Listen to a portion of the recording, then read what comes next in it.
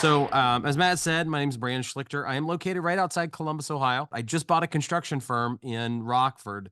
So I'm branching out, and it's one of those things where whether I'm talking about laundromats or car washes, self storage, rental properties, single family detached, whatever it is, as time goes on, learning to manipulate data and to review data, to find good sources of data when I talk to people, that's probably the most critical thing. When I train people or I talk to people, it's like, you know, people get really upset when they go out and they pursue one deal and it doesn't work. And they get mad and they get upset about it. And the thing that I love about DealMachine is it helps any investor of any background, whether you're like me, or someone that's had over 100 plus deals under your belt. It helps people in my situation go after scale, but as a new entrepreneur, a new investor, it allows you to go after a whole bunch of deals. I have this gentleman. This is my encouragement to you guys. I had this gentleman, and he called me crying one day, and he says, "Brand, I'm just not having any luck. I've called 400 people. I've 400 likely candidates. Nothing worked out." And I said, "Okay, let's go over your pitch."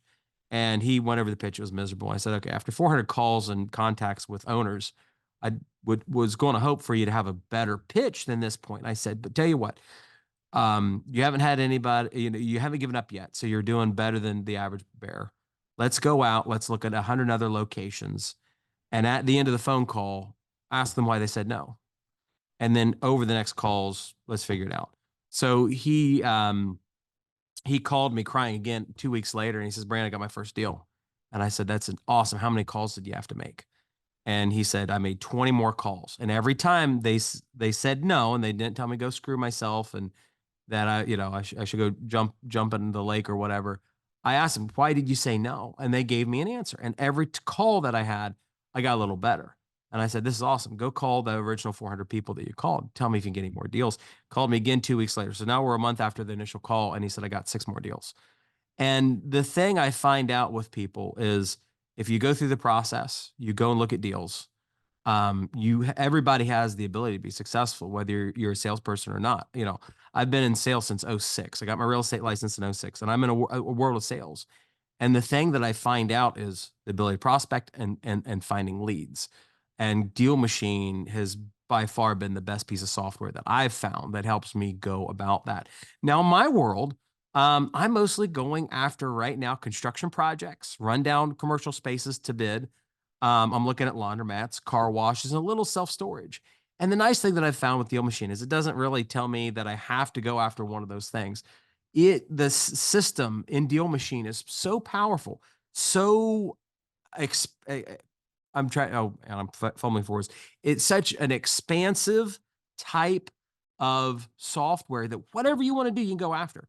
So I know today that we're talking about alternative finance, how to get something for nothing. And the thing is, from my perspective, you don't need other software. You don't need the ability to go out and do something else. You just need to find some leads and get them. So, what my segment that I love is compartmentalized in the laundromat that I own. It's in Chillicothe, Ohio. Was an on-market property in 2016. So if you go inside DealMachine, you probably could find it. Guy listed with a local real estate company for 135 grand. Run down mixed-use commercial facility. 2 apartments upstairs, large commercial garage in the back, and then in the storefront there was a laundromat. Listed for 135. Agent wasn't a great agent. I approached him and said, "Hey, look, you need to cut me a deal on this. I'm interested. I'm probably the only guy here in town that's going to give you top dollar for it because the largest footprint of this is a laundromat and all of your equipment's broken." As I talk to people, I always want to try and put the right foot forward and be a little bit of an expert. Now, by this time, I didn't have an operating laundromat. I had a commercial facility that happened to have a laundromat in it, and we were working on it, learning a lot. Still not up and running at that point. And I said, "Look, all your equipment's the cost to fix that is more than the cost of the facility is. So your sales price at 135 is not going to be what you expect. I want to figure out how to get a huge discount off this. I've seen your purchase price. So there's a lot of room for you to take less for it. Or if you want higher up to the number, I want you to finance the deal. Um, he doesn't tell me go screw myself, or the conversation doesn't end very negatively. He said, no, I'm going to get 135 out of it, and that's just what it's going to be. And I said, okay, that's fine if it's okay. And this kind of compartmentalizes my whole entire sales process. I'm going to call you back in 3 months, and we'll see how it goes. Call him back in 3 months, or I actually DM him on Facebook. Which, for reference, guys, inside DealMachine's prospecting system, if you find somebody's email address, go do yourself a favor, try to throw it into Facebook. There is a chance that that's the email address they use to register for Facebook. That'll get you around, and I can stop if you want to, but it gets you around DNC laws. So you can send a direct message to somebody on Facebook with that data. I've done some tests inside DealMachine. I would say about 10% of the leads that I've run into do have a valid Facebook address tied to that email address. And unlike text messaging, calls, all of those things, anytime I have valid data for a Facebook page, they almost always read it and respond. Great little thing there inside DealMachine. That's why I like their skip tracing software so much. It's why I like their user data interface so much, is because this deal, after the initial contact, was almost entirely run on Facebook, which is one of my biggest joys, is building a free Facebook page as acquisition entity. My acquisition entity, if you want to steal my process, is Mid-Ohio Rentals on Facebook, and I use that to do outreach. So we have this back and forth with him, and we get to a point where he says, tell you what, I'll finance 70 grand, come up with $15,000 as a down payment. So that's how I do seller finance. I talk to a lot of people. I try to present myself as an expert, someone that's not going to get walked all over, explain to them kind of the financial situation they're in. Seller finance is not a thing that you can go and present to everybody, but you will find that there's a lot of people that are out there that are partial to it, especially if you're looking for alternative forms of financing to get your purchase price as low as you can. Because I run into a lot of people from the older generation, and there's even some people that are younger generations. They want to save up 100% cash to go out and buy something. And in my mind, if I can buy one house at 100%, or I can buy 10 houses with 10% down, I'd rather do the 10 houses. But what if I could get houses for 5% down? Well, then realistically, what I would like to do is I'd like to buy 20 houses. But what if you could buy a property with 1% down? Well, then you can get 100 properties. So long as the finances work, I would rather have more of something than less of something. For reference, when I started my real estate investment company out in 2013, the Mid-Ohio Railroad companies I referred to earlier, I started my investment world with $25,000. Sorry, no, yeah, $25,000. $5,000 for marketing, $20,000 for everything else. That $10 million in assets that Matt alluded to or talked about earlier, that is the only seed money I ever put in this company, was $20,000. And now I have tons of debt. Don't get me wrong there, but we're cash flowing and I'm bringing in money, and my equity is just going bonkers right now because, time and principal curtailment in an appreciating market will make you all the money in the world. So, going back to that deal, $15,000. So we started off with a commercial property. I probably should have put $30,000, $40,000 on it, but we didn't. He came back and said, I'm willing to do $15,000. Now, you can alternative finance or get your way around property acquisition by getting the seller to hold a first or second place mortgage and then finding a way to get the other money. So in my world here locally and regionally, I'm in every investment club that I can get in. And I resort sometimes, not all the time, but once in a while, to hard money lending. That's where you go out and you find a direct investor that will give you money, typically at a higher than market rate. And what I did was I called somebody in my network for my laundromat that all those YouTube videos are in. And I said, tell you what, here's a laundromat. I want to buy it. I'll give you a 9% note on it. Second place lien position. I want 40 grand in order to pay the down payment and rehab it. I figured the rehab was going to be $25K. My investor texted back, asked me where he should wire the funds to. We closed 2 weeks later. And that's how I got my first laundromat, through alternative finance.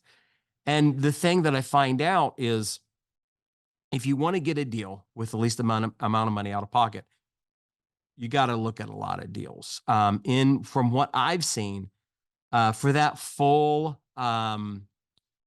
majority seller finance, 10%, 15% of sellers that are in a position to sell, they do want to get rid of their property. They're not thrilled with their piece of real estate, their rental, their apartment complex. About 10% of them on average that I contact will consider a heavy duty seller finance. So if you can negotiate yourself, a lot of smaller, not all of them, but many small commercial banks will accept a second place seller note as your down payment or collateral on the property. So Mr. Bank sits up here and, of course, you have to have a decent credit score, somewhat decent relationship with the bank. Bank will come in, finance 70%, 80%. I hear there's banks out there that'll do 90%. And then your seller takes a second place lien on the property. So some sellers will do 100% finance, few and far between. A lot of them will hold 20% on the property. So in this world of alternative finance, you don't have to be limited to trying to get this seller to hold up 100% of the debt. Once again, you've got to go in and look at data at scale. I know that one of the things that you guys are going to ask us, well, I don't have any hard money lenders, any private investors. Well, the big thing is if you want to build those relationships, what you can do is go into DealMachine. I saw several people on here were from St. Louis, and an individual was asking if they should move to St. Louis. I've been to St. Louis. My wife's family is from Missouri. So I'm going to, Matt, what county is St. Louis in? We're going to just play this game real quick because I'm on my DealMachine right now. Do you know how many? We have St. Louis County, and then there's St. Louis City is actually separate. But okay.